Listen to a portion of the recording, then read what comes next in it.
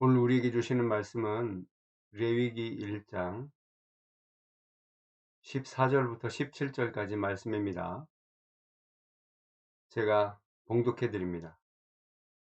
만일 여호와께 드리는 예물이 새 번제이면 산비둘기나 집비둘기 새끼로 예물을 드릴 것이요, 제사장은 그것을 제단으로 가져다가 그것의 머리를 비틀어 끊고 제단 위에서 불사르고 피는 제단 곁에 흘릴 것이며, 그것의 모이 주머니와 그 더러운 것은 제거하여 제단 동쪽 재 버리는 곳에 던지고, 또 그 날개 자리에서 그 몸을 찢되 아주 찢지 말고 제사장이 그것을 제단 위의 불 위에 있는 나무 위에서 불살라 번제를 드릴지니 이는 화제라, 여호와께 향기로운 냄새니라. 아멘. 우리 잠시 기도하겠습니다. 하나님 아버지, 이 시간에 우리에게 은혜를 주사 예배의 비밀, 예배의 축복을 바르게 알게 하옵시고, 모든 영적 문제를 해결하는 예배가 온전히 회복되는 시간이 되게 하여 주옵소서. 예수 그리스도 이름으로 기도하옵나이다. 아멘. 오늘 이 본문은 아주 중요한 예배의 비밀을 이야기하고 있죠. 특히 이 새를 가지고 하나님께 번제로 드리는 것은 가난한 사람들을 위한 제도입니다.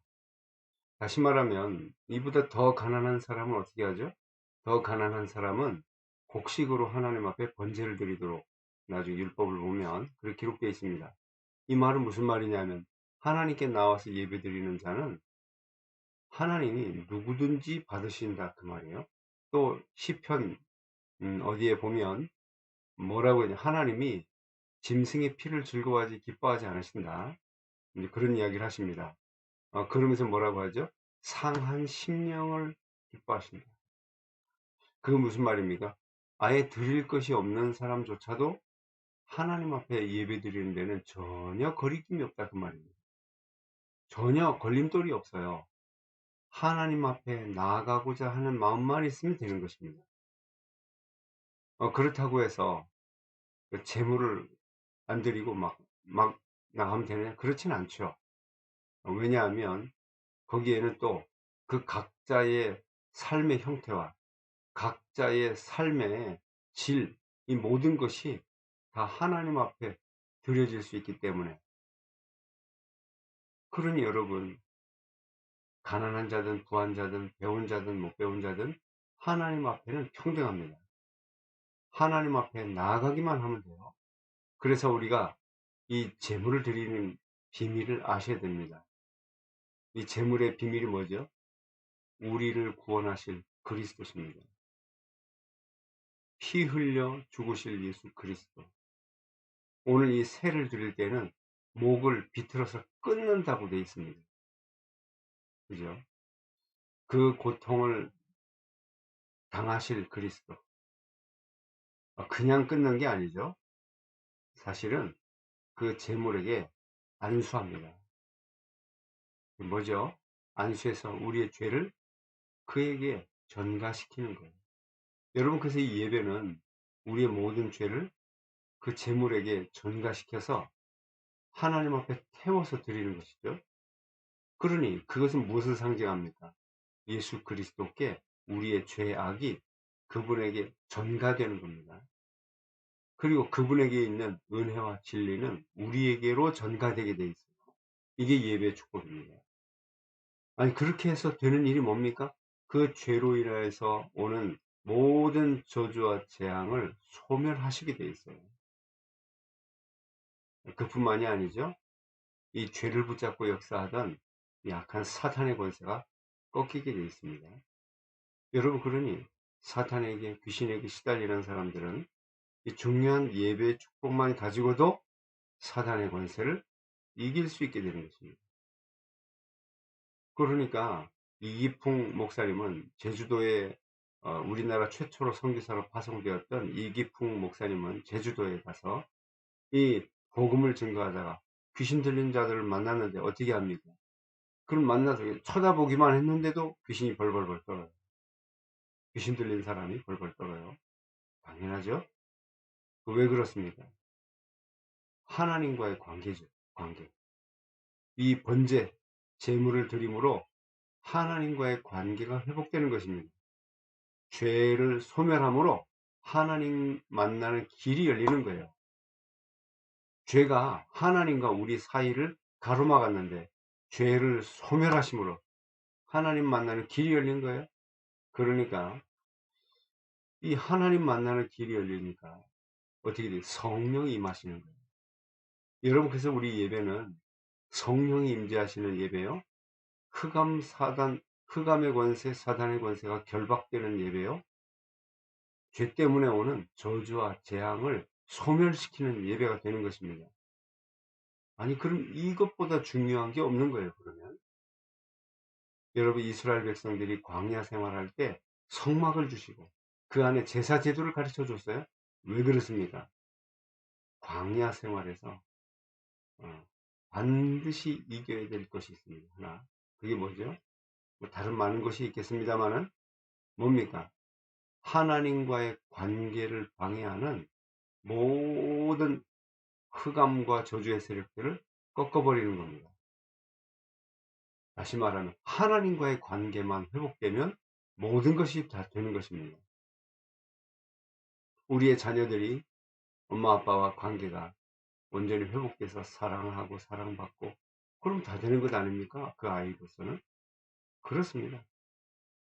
우리가 하나님과의 관계가 정말로 회복될 때 비로소 우리는 모든 것에 평안하게 되어 있습니다. 세상이 알 수 없는 평안함이 우리에게 임하게 되는 겁니다. 이 축복을 놓치지 말으셔야 돼요. 어떻게 이 축복을 누릴 수 있습니까? 예수 그리스도를 날마다 영접하세요.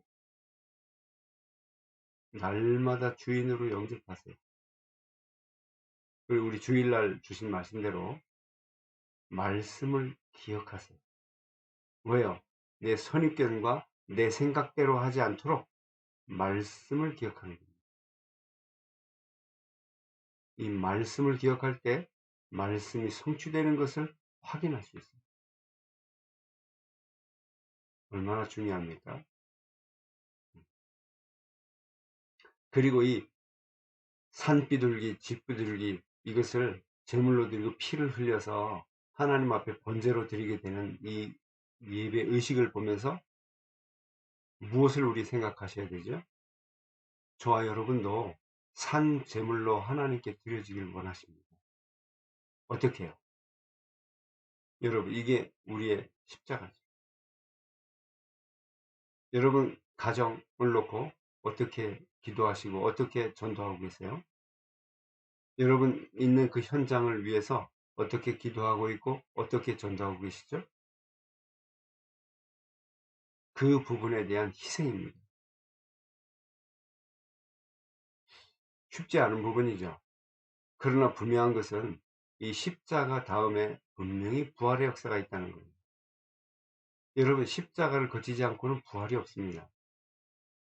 대부분 한국교회, 저를 포함한 한국교회 모든 성도들이 어디에서 대부분 넘어지느냐 하면 십자가를 짊어지는 부분에서 실패를 하게 됩니다. 다 잘 하다가도 그 부분만 가면 넘어져요. 그래서 신앙이 자라질 않습니다. 여러분, 우리 자신을 하나님 앞에 내어놓고 현장과 복음을 위해서 희생제물로 드리는, 거룩한 산 제물로 드리는 그런 자리에까지 나아가게 되시기 바랍니다. 로마서 12장 2절에는 하나님의 선하시고 온전하시고 기뻐하신 뜻이 무엇인지 분별하도록 하라.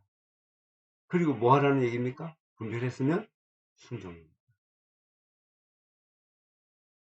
이것이 우리에게 능력이 된다는 거예요. 자, 두 가지를 정리하겠습니다. 우리가 예수 그리스도를 날마다 영접함으로 그분에게 우리의 죄가 전가되고 그분에게 있는 은혜가 우리에게 전가될 때 모든 것을 회복하게 되어 있어요. 우리에게는 세상이 알 수 없는 평안함을 누리게 되어 있습니다. 또 한 가지, 우리가 예수님처럼 현장과 복음을 위해서 십자가를 지고 희생하기 시작할 때 그 현장에 하나님이 우리에게 세상이 알 수 없는 평안을 주신 것처럼 저와 여러분을 통해서 그 현장에 그들이 도무지 알 수 없는 평안함, 죄와 저주 권세가 꺾이고 사단의 권세가 꺾이고 하나님의 성령이 임하시는 알 수 없는, 그들로서는 원인을 알 수 없는 하나님의 나라와 평안함이 임하게 되어 있습니다. 이것을 보고 전도라고도 하고 이것을 보고 하나님의 나라를 이룬다라고 합니다. 여러분, 이 예배의 비밀을 매일매일 누리게 되시기 바랍니다. 그래서 동해시 전 지역에 저와 여러분이 한 알의 밀알이 썩어져서 많은 열매를 맺는 것처럼 저와 여러분이 말씀운동의 희생을 통해서 곳곳마다 생명들이 살아나는 예수 생명 가진 자들이 일어나는 놀라운 은혜 체험케 되시기를 예수 그리스도의 이름으로 축복합니다. 기도하겠습니다. 하나님, 예배 안에서, 예배 속에서 모든 것을 회복할 수 있도록 허락하신 은혜를 감사드립니다. 주여, 정말 예수 그리스도 누리는 깊은 예배가 회복되게 하옵소서. 주여, 이 시간 이후의 모든 삶을 통해서도 우리 온 성도들이 현장과 복음을 위해서 희생하고 헌신하는 그 놀라운 십자가의 축복을 붙잡게 하여 주시옵소서. 그래서 현장이 살아나고 마른 뼈다귀 같은 인생들이 하나님의 군대로 세워지는 놀라운 은혜를 허락해 주시옵소서. 감사드리오며 예수 그리스도 이름으로 기도하옵나이다. 아멘.